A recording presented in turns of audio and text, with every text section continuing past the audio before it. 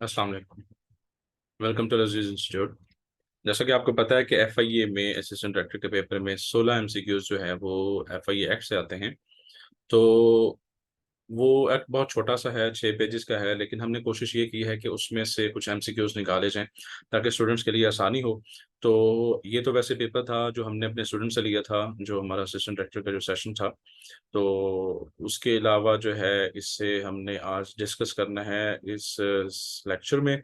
तो देखते हैं कि क्या ये कंप्लीट 60 जो है वो एमसीक्यूज हैं। अगर इन 60 एमसीक्यूज को आप अच्छे तरीके से कर लेते हैं और आप इनको अच्छे तरीके से अंडरस्टैंड कर लेते हैं, इसके अलावा हम आपसे एक थोड़ी सी और भी चीज़ शेयर करेंगे जो नोट्स हमने कंपाइल किए हैं इसके। तो आप चलते हैं लेक्चर की तरफ। अच्छा, पहला जो डीजी था वो कौन थे इसके? हम औरंगजेब थे।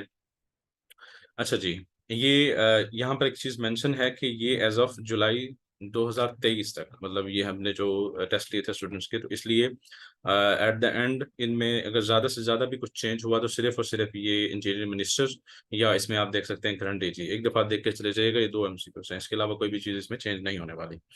तो इसमें देख सकते हैं आप जो रिसेंटली करंटली जो है इनके डीजी साहब हैं वो हैं मोहसिन हसन भट्ट साहब, और इंटीरियर मिनिस्टर हैं राना सनाउल्लाह। और उसके बाद हैं हेड, अच्छा head of DG, head of FIA कौन होता है? डीजी एफआईए होता है, ठीक है। अच्छा, और उसके बाद मॉनिटरिंग इसकी एफआईए की कौन करता है? वो मिनिस्टर ऑफ इंटीरियर करता है। तो इसलिए वर्ड्स पे ध्यान दीजिएगा, वर्ड्स बहुत क्रिटिकल होते हैं। ये हेड, जैसे हम आगे आपको पढ़ाएंगे, बताएंगे कि किस तरीके से चीज़ें मैटर करती हैं। मॉनिटरिंग जो है वो मिनिस्ट्री करती है, और जो हेड करता है एडमिनिस्ट्रेशन जिसकी होती है वो डिपार्टमेंट होता है। उसके अलावा एफआई एक्ट का मीन्स क्या है, मतलब एफआई एक्ट का मतलब क्या है? जो तो एफआई एक्ट का मतलब, FI act federal investigation agency है, ठीक है। उसके बाद ये देखें कि एफआई एक्ट का पूरा नाम क्या है। तो 8/17/1975। और उसके बाद दो चीजें आपसे और पूछी जाएंगी कि एक है प्रिंटेड इन द गजट, और ये है प्रोमulgation, मतलब ये लागू कब हुआ था और फिर गजट में पब्लिश कब हुआ था। तो इनकी डिफरेंट डेट्स हैं। तो ये जो लागू हुआ था वो 13 जनवरी 1975 को हुआ था, लेकिन जब प्रिंट हुआ था तो उस वक्त डेट थी 17 जनवरी 1975। तो उसके अलावा ये भी आपसे एमसीक्यूज पूछ सकते हैं कि ये मे या शल, क्योंकि ये एक्ट में ज्यादातर शल का वर्ड यूज होता है, तो यहाँ पर मे का वर्ड यूज हुआ है, तो इसका ये पूरा ऐसे ये कहते हैं। टोटल शेड्यूल क्या है इसमें? 1 शेड्यूल है इसमें, टोटल सेक्शंस इसमें 10 है। और पहला जो सेक्शन है वो हमें क्या कहता है? जो शॉर्ट एक्सटेंड के बारे में है, इसके बारे में हम आपसे शेयर कर देते हैं, लेकिन इसके शॉर्ट वर्जन हम आपसे डिस्कस करते हैं। ये अगर आप पढ़ लेंगे, ये जो हम आपको अभी दिखा रहे हैं, ये अगर आप पढ़ लेंगे अच्छे तरीके से, और उसके बाद जब शॉर्ट वर्जन में आप जाएंगे तो आप जो है वो ज़्यादा अच्छे तरीके से, मतलब शॉर्ट वर्जन जो है आप पेपर में लेके जाएंगे। तो पेपर से पहले आप रिवीजन करते जाएंगे, लेकिन उससे पहले शर्त ये है कि आप इसको क्रैम करें, इस पूरे को क्रैम करें आप, ठीक है। तो ये आपका पूरे का पूरा जो है वो हम यहाँ पर 60 एमसीक्यूज आपको जो है वो दिखाएंगे। तो section 2 definition, section 2A agency, section 2B जो है वो code, section 2C DG, section 2D provincial police, section 2E public servant, और कंप्लीट नेम भी लिखे हुए हैं इसके। स्पेशल स्पेशल पुलिस के लिए है 2F। सेक्शन 2G जो है वो डील करता है स्पेसिफाइड पर्सन्स। रूल्स हैं वो सेक्शन 2H जो है वो उनको डील करते हैं। सेक्शन 3 जो है वो कॉन्स्टिट्यूशन ऑफ द एजेंसी को डील करता है। फिर जो है जो डीजी को अपॉइंट करेगी वो फेडरल गवर्नमेंट करेगी। और सेक्शन 4 हमें ये बताता है कि superintendence and administration of the agency, ये इसका टाइटल है। और अब ये दोनों काम कौन करेगा? ये फेडरल गवर्नमेंट करेगी, ठीक है। लेकिन जो इसकी एडमिनिस्ट्रेशन है, मतलब इसका जो इसके काम को चलाएगा वो कौन होगा? वो डीजी होगा, ठीक है। और डीजी का जो रैंक है वो इक्वल है प्रोविंशियल आईजी के बराबर है। अच्छा, जो superintendence of the agency shall vest in the federal government. और सेक्शन 5 हमें ये कहता है कि powers of the members of the agency, के मेंबर्स की पावर क्या क्या है। अच्छा, सेक्शन 1 ये कहता है कि ये पावर्स हैं। सेक्शन 1 में, सेक्शन 5(1) में ये डिफाइंड है कि ये पावर्स हैं जो भी मेंबर हैं एजेंसी के। और ये जो लायबिलिटीज हैं, have in relation to investigation crime code officers. तो members of the agency shall have such duties privileges and liabilities as officers of the provincial police. मतलब कि ये बताया गया है कि एफआईए के जो मेंबर्स हैं, वो जो प्रोविंशियल पुलिस के मेंबर्स हैं ना, उनके जो है वो इक्वल उनकी रिस्पॉन्सिबिलिटीज या पावर्स या लायबिलिटीज जो भी हैं, ड्यूटीज प्रिविलेजेस लायबिलिटीज जो भी हैं, वो प्रोविंशियल पुलिस के रिलेटेड हैं, मतलब इक्वल है उनके। फिर कुछ ये जो ड्यूटीज हैं, पावर्स कौन कौन सी हैं? Search, arrest of person and seizure of property. फिर सेक्शन 2A क्या कहता है? सेक्शन 2A सब इंस्पेक्टर के बारे में है कि कौन सा बंदा ऐसा है जो एसएचओ के तौर पर जो है ना वो बिहेव कर सकता है। वो है एस सब इंस्पेक्टर। मतलब एफआईए का जो सब इंस्पेक्टर है वो एसएचओ के बराबर है पुलिस स्टेशन के। ठीक है।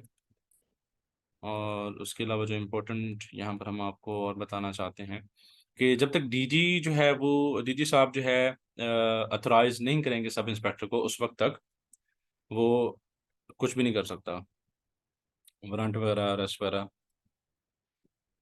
फिर arrest without warrant can be made by किसके, कौन सा पर्सन होगा? सब इंस्पेक्टर या इससे इससे ज़्यादा रैंक वाला, इससे कम नहीं। तो रिटर्न में जो है वो इजाज़त दी जाएगी, जो भी दी जाएगी। अच्छा, अगर जो मतलब ये अगर गुनाह किसी ने किए तो उसकी सज़ा कितनी होगी? 1 साल के लिए होगी। फिर कुछ एक और सेक्शन ऐड किया गया था 2002 में, जो बेसिकली सर्टन ऑफिसर्स जिसमें थे, जिसमें असिस्टेंट डायरेक्टर लीगल और असिस्टेंट डिप्टी डायरेक्टर लॉ से, जो पब्लिक प्रोसिक्यूटर्स का नाम आपने सुना होगा। जो पब्लिक मींस के जो एजेंसी की तरफ से, जो अगर किसी एजेंसी के ऊपर कोई जो है वो केस कर देता है, तो उस जो एजेंसी का रिप्रेजेंटेटिव होगा, लीगल रिप्रेजेंटेटिव, वो कौन सा बंदा हो सकता है? तो कौन सा रैंक हो सकता है? असिस्टेंट डायरेक्टर लीगल हो सकता है और डिप्टी डायरेक्टर लॉ हो सकता है, वो भी स्पेशल कोर्स में। सेक्शन 6 जो है वो, सेक्शन 6 रिलेटेड है power to amend schedule not rules. यहाँ पर एक चीज आपने ध्यान से करनी है कि सेक्शन 6 जो है वो शेड्यूल को डिस्कस करता है, power to amend schedule not rules. Rule वाला जो हम आपको दिखाते हैं वो सेक्शन नंबर 9 है। तो सेक्शन नंबर 7 जो है वो क्या करता है जी? सेक्शन नंबर 7 को भी देख लेते हैं। डेलीगेशन ऑफ पावर्स, के पावर जो है वो डेलीगेशन कैसे की जाएंगी? इन राइटिंग की जाएंगी। सेक्शन 8 जो है वो इंडेमनिटी। इंडेमनिटी का मतलब ये होता है कि जो आ, काम करने के दौरान, अपने फंक्शंस ड्यूटीज परफॉर्म करने के दौरान कभी कभी नुकसान हो जाता है। ठीक है। तो वो जो नुकसान है, उस नुकसान की भरपाई कोई भी नहीं करेगा, मतलब वो रिस्पॉन्सिबल नहीं है एजेंसी, क्योंकि वो अपने मकसद में जो है वो सही थी, और वो जो है पब्लिक की प्रोटेक्शन के लिए काम कर रही थी। अगर उसमें नुकसान हो गया तो वो उसी उसके ऊपर आप केस नहीं कर सकते। सेक्शन 9 जो है वो पावर टू अमेंड रूल्स। देखें, अब ये है power to amend rules. Section 6 जो है वो पावर टू अमेंड शेड्यूल। ठीक है। और कौन टर्म्स एंड कंडीशंस कौन सेट कर सकता है?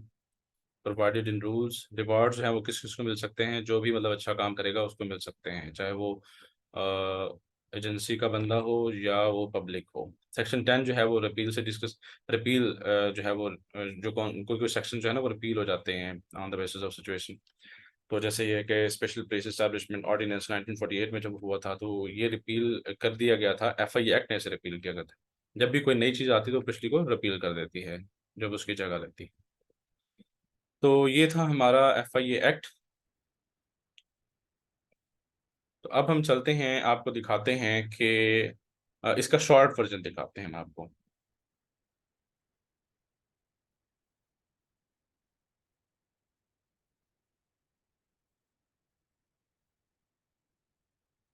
इसका शॉर्ट वर्जन है ये हमारे पास। ये आपका इसका शॉर्ट वर्जन देख सकते हैं। ये आपके लिए है कि आप इसे तब यूज़ कर सकते हैं जब आपको अभी जो पढ़ाया गया है वो आपको याद होगा। तो मतलब पेपर में जब जाएंगे तो आपको ये चीज़ें याद रखने के लिए है। मतलब इसमें सिर्फ इतना, ये आपको तब समझ लगेगी जब आप पिछला पढ़ेंगे अच्छे तरीके से। मीन्स के इसमें शेड्यूल 1 होता है, सेक्शन 10 है, और section 1A definition of act के अकॉर्डिंग है, एक्सटेंड, कम इनटू फोर्स। मतलब कि इसमें कीवर्ड्स उठाए गए हैं ताकि आप इनको जो है वो जब पेपर में जाएं तो आप इनको अच्छे तरीके से मतलब एक कीवर्ड को भी देख के आप जो है वो अंदाजा कर सकें कि ये किसके अकॉर्डिंग है, ठीक है। तो agency, two A agency, two B code, और टू सी डीजी से रिलेटेड है, टू डी जो है वो प्रोविंशियल पुलिस, टू ई जो है वो पब्लिक स्पेशल पुलिस, और टू जी जो है वो स्पेसिफाइड पर्सन्स, टू एच जो है वो रूल्स के रूल से रिलेटेड है। इसी तरीके से जो सेक्शन 3 है कॉन्स्टिट्यूशनल एजेंसी, बाकी ये सारे आप देख लीजिएगा, वीडियो ज़्यादा लंबी हो जाएगी तो फिर आपके लिए देखना मुश्किल हो जाएगा। इजाज़त दें, अल्लाह हाफिज़।